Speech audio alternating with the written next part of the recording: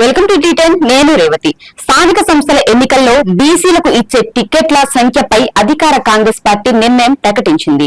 2 నిర్ణయాలను ఫిబ్రవరి 4న ముఖ్యమంత్రి రేవంత్ రెడ్డి అసెంబ్లీలో ప్రకటించారు. బీసీలకు 42% రిజర్వేషన్లను కూడా చట్టబద్ధంగా చేస్తామన్నారు. ఆ చట్ట సవరణలను స్థానిక ఎన్నికలకు వర్తింపజేస్తారా లేదా అనేది ప్రభుత్వం నుండి స్పష్టత లేదు. అయినా ఫిబ్రవరి 4వ తేదీని ఇకపై సామాజిక న్యాయ దినంగా జరుపుతామని, ప్రజా ప్రాతినిధ్యంలో కూడా అన్ని సామాజిక వర్గాలకు పాత్ర కల్పించకుండా తాము సామాజిక న్యాయానికి కట్టుబడినట్టు ఎవరు చెప్పుకున్నా అది పాక్షిక న్యాయమే అవుతుంది. ప్రభుత్వ నిర్ణయాలపై కాసింత పరిశీలన జరిపినా ఇప్పుడు ప్రభుత్వం చేసింది సామాజిక న్యాయంలో కొద్ది భాగమేనని అర్థమవుతోంది. విద్యా ఉద్యోగాల్లో బీసీలకు అమలు చేస్తున్న గ్రూపుల వారి రిజర్వేషన్లను స్థానిక సంస్థల ఎన్నికల్లో కూడా అమలు చేయాలని దశాబ్దాలుగా బీసీల్లోని అత్యంత వెనుకబడిన కులాలు న్యాయమైన డిమాండ్ చేస్తున్నాయి. కోర్టుల్లో కేసులు వేశాయి. కాగా ఆ పార్టీ తరపున బీసీలకు ఇచ్చే 42% టికెట్లలోనైనా అత్యంత వెనుకబడిన బీసీలకు ఇస్తామని ముఖ్యమంత్రి చెప్పలేదు. ఆ స్థితిలో అత్యంత వెనుకబడిన బీసీలు సామాజిక న్యాయ దినంలో ఏ విధంగా భాగం కాగలరు? గత బీఆర్ఎస్ సర్కార్ ఎంబీసీ కమిషన్ వేసి దానికి చైర్మన్ ను నియమించింది. కానీ ఆ కమిషన్ కు నిధులిచ్చిన పాపన మాత్రం పోలేదు. కులగణన సర్వే నివేదికను మంత్రివర్గం ఆమోదించింది. ఆ గణాంకాల వివరాలను స్థూలంగా మాత్రమే ముఖ్యమంత్రి శాసనసభలో ప్రకటించారు. ఎస్సీలోని వివిధ కులాల సంఖ్యలను ప్రభుత్వం వెల్లడించింది. కానీ బీసీ కేటగిరీలోకి వచ్చే కులాల జనాభాను విడివిడిగా సభ ముందుంచలేదు.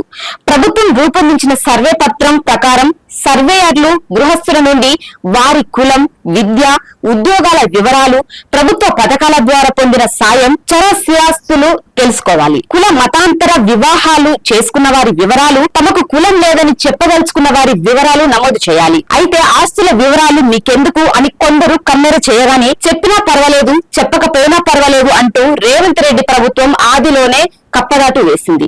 భారీగా ప్రభుత్వ యంత్రాంగాన్ని రంగంలోకి దించి ప్రజాధనం వెచ్చించి సేకరించిన వివరాలను సమగ్రంగా ఎప్పుడు ప్రకటిస్తారో, అసలు ప్రకటిస్తారో లేదో చెప్పలేము. ఎందుకంటే గత బీఆర్ఎస్ ఆ పని చేయలేదు. కేంద్రంలో మోడీ తీరు అదే. రాష్ట్రంలో స్థానిక సంస్థల ఎన్నికల గడువు మించిపోయింది. త్వరలోనే ఎన్నికలు జరిపి తీరాలి కనుక తన పార్టీ ఎన్నికల ప్రచారానికి రేవంత్ రెడ్డి శాసనసభలోనే శంఖమూదారు. బీసీలకు స్థానిక సంస్థలు ఎన్నికల్లో కాంగ్రెస్ పార్టీ చేసే టికెట్ల కేటాయింపులో 4.5% ఇస్తామని ప్రకటించారు. ఇది పార్టీ పరమైన నిర్ణయం. అది అసెంబ్లీలో చేయాల్సింది కాదు, గాంధీ భవన్ లో చేయాల్సింది. ముఖ్యమంత్రి రెండింటిని కలగాపులగం చేశారు. పార్టీకి సంబంధించిన ప్రకటనను శాసనసభ వేదికపై చేయడంలోని ఉచితానుచితాలను పక్కన పెడితే బీసీ రిజర్వేషన్లపై కాంగ్రెస్ కొండంత రాగం తీసి చివరికి తుస్సుమనిపించిందని చెప్పాల్సిందే. ఆ పార్టీ అధినాయకుడు రాహుల్ గాంధీ దేశమంతా తిరిగి కులగణనపై చేసిన ప్రకటన బీసీల్లో చాలా ఆశలు కల్పించింది. కులగణన కేవలం స్థానిక ఎన్నికల్లో తమ పార్టీ టికెట్లు కేటాయింపునకే కాకుండా ఇతర విధాన నిర్ణయాలకు ప్రాతిపదికగా ఉపయోగిస్తారన్న భావన ముఖ్యమంత్రి ప్రకటనలో కనిపించలేదు. గతంలో టీఆర్ఎస్ ప్రభుత్వం ఇదే పని చేసింది. ప్రజలను, ప్రభుత్వ యంత్రాంగాన్ని ఉరుకులు పరుగులు పెట్టించి దేశం వెళ్లిన దినసరి కూలీలను సైతం స్వంత ఊళ్లకు రప్పించి సర్వే చేయించింది. ఆ పైన గమ్మునుండిపోయింది. ఇప్పుడు కాంగ్రెస్ ప్రభుత్వము అదే పని చేయబోతుందా అన్నది ప్రశ్నగానే మిగిలింది. తాము చేయించిన సర్వే పూర్తి వివరాలను రేవంత్ రెడ్డి ప్రజలకు వెల్లడించడమే కాదు, గత సర్వే గణాంకాలకు ప్రస్తుత సర్వే గణాంకాలకు ఉన్న తేడా ఏమిటి, అందుకు కారణమేమిటి అని కూడా చెప్పాలి. కులగణన సర్వే అంటే కేవలం జనాభా సంఖ్య కాదు. ఆ సర్వే ద్వారా సామాజిక, రాజకీయ, ఆర్థిక, విద్యా రంగాల్లో ఆయా కులాలు ఎలా అభివృద్ధి చెందాయో తెలుసుకోవడం ముఖ్యం. ఆ వివరాలను ప్రజలు ముందుంచడం కూడా అంతే ముఖ్యం. సర్వే పత్రంలో ఆ వివరాలు నమోదు చేయడానికి ప్రత్యేక కాలమ్స్ కూడా ఉన్నాయి. కేంద్ర స్థాయిలో మన్మోహన్ సింగ్ ప్రభుత్వం అలాంటి గణాంకాలు సేకరించి అందులో కోట్లు తప్పులున్నాయంటూ పక్కన పెట్టింది. మోడీ దాన్ని రద్దు చేశారు. తద్వారా తమ వాస్తవ నైజమేమిటో బయట పెట్టుకున్నారు. తాము అలాంటి వారం కాదని రాహుల్ గాంధీ, రేవంత్ రెడ్డి రుజువు చేసుకోవాలి. ప్రస్తుతం తెలంగాణ స్థానిక సంస్థల్లో బీసీలకు 22% రిజర్వేషన్లు అమలు చేస్తున్నారు. ఆ సంఖ్యను పెంచాలంటే దానికి ప్రాతిపదిక చూపాలని కోర్టులు కోరాయి. ఒక సందర్భంలో అన్ని రిజర్వేషన్లు కలిసి 50% ఉండరాదని సుప్రీం చెప్పింది కూడా. ఆ తీర్పునకు న్యాయబద్ధ ప్రాతిపదిక ఉందా లేదా అన్న ప్రశ్నకు ఆనాటి నుండే ఎదురైంది. బీసీ రిజర్వేషన్ల పెంపుదల చర్చ వచ్చినప్పుడల్లా బీసీ జనాభా ఎంతో నిర్దిష్టంగా తేల్చారా అంటూ న్యాయస్థానాలు ప్రశ్నించాయి. కనుక ఇక ఆలస్యం చేయకుండా నివేదిక ఆధారంగా బీసీ రిజర్వేషన్లను ప్రభుత్వం చట్టబద్ధంగా పెంచాల్సి ఉంది. అదే చేత్తో స్థానిక ఎన్నికల్లో బీసీ వర్గీకరణకు కూడా చట్టం చేయాలి. ఒకవేళ ప్రభుత్వ నిర్ణయాన్ని సవాలు చేస్తూ ఎవరైనా కోర్టుకు వెళ్తే ప్రభుత్వం తన దగ్గరున్న గణాంకాలను చూపెట్టి తన చర్యను సమర్థించుకోవాలి. కేంద్ర ప్రభుత్వం విద్యా ఉద్యోగాల్లో బీసీలకు 27% రిజర్వేషన్లు కల్పించింది.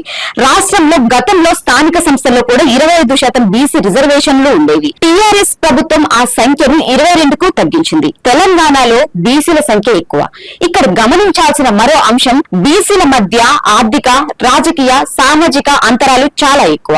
అందుకే బీసీల్లో ఏబిసిడి గ్రూపులు చేయాల్సి వచ్చింది. ఆ నేపథ్యంలో స్థానిక ఎన్నికల్లో కూడా ఆ గ్రూపులను వర్తింపచేయడం సహజ న్యాయమే అవుతుంది. కుల వ్యవస్థ మన దేశంలో అనేక అంతరాలు సృష్టించింది. విద్యా ఉద్యోగాలు, ఆస్తులు, అవకాశాలు, రాజకీయ ప్రాతినిధ్యంలో ఈ తేడాలు కొట్టొచ్చినట్లు కనిపిస్తాయి. సేవా కులాలు పాటలు పాడి కథలు చెప్పి పొట్ట పోసుకునే గ్రామీణ కళాకారుల కులాలు ఇప్పటికీ చాలా వెనుకబడి ఉన్నాయి. ఈ వ్యత్యాసాలు ఉన్నాయి కనుకే బీసీ కులాలను వారి చదువు, ఆర్థిక, సామాజిక పరిస్థితిని బట్టి గ్రూపులుగా విభజించి ఏ గ్రూపులకు ఎంత రిజర్వేషన్ ఉండాలో నిర్దిష్టంగా నిర్ణయించి అమలు చేశారు. ఈ విషయంలో రాష్ట్రాల మధ్య తేడాలుండవచ్చు. ఒక రాష్ట్రంలో ఎస్సీ కేటగిరీలో ఉన్న కులం మరో రాష్ట్రంలో బీసీలో ఉండవచ్చు. కానీ మొత్తం మీద చూసినప్పుడు విద్యా ఉద్యోగాల్లో, చరస్థిరాస్తుల్లో ఈ కులాలు ఎంతో వెనుకబడి ఉన్నాయి. రాజకీయ ప్రాతినిధ్యంలో మరీ వెనుకబడి ఉన్నాయి. అనేక చట్టసభల్లో ఆ కులాలకు చెందిన వారు ఒక్కరు కూడా లేకపోవచ్చు. ఇది దేశమంతటా సాధారణంగా కనిపించే సత్యం. అత్యంత వెనుకబడిన కులాల వారికి ప్రజా ప్రాతినిధ్యంలో న్యాయమైన వాటా లభించాలంటే విద్యా ఉద్యోగాల్లో అమలు చేస్తున్నట్లుగానే ఏబిసిడి వర్గీకరణను స్థానిక సంస్థల్లో కూడా అమలు చేయాలి. బీసీ రిజర్వేషన్లు రాష్ట్ర పరిధిలోని అంశం. దీనికోసం రాజ్యాంగ సవరణలు అక్కర్లేదు. రాష్ట్ర ప్రభుత్వమే ఈ విషయంలో ఒక నిర్ణయం తీసుకోవచ్చు. బీసీలకు చట్టబద్ధంగా సీట్లు పెంచడంతో పాటు ఏబిసిడి ప్రాతిపాదికన రాష్ట్ర స్థానిక సంస్థల ఎన్నికలకు రిజర్వేషన్లు వర్తింపు చేయవచ్చు, చేయాలి కూడా. దీనిపై మీ కామెంట్ తెలియజేయండి. ఇది ఇవాల్టి న్యూస్. చూస్తూనే ఉండండి T10.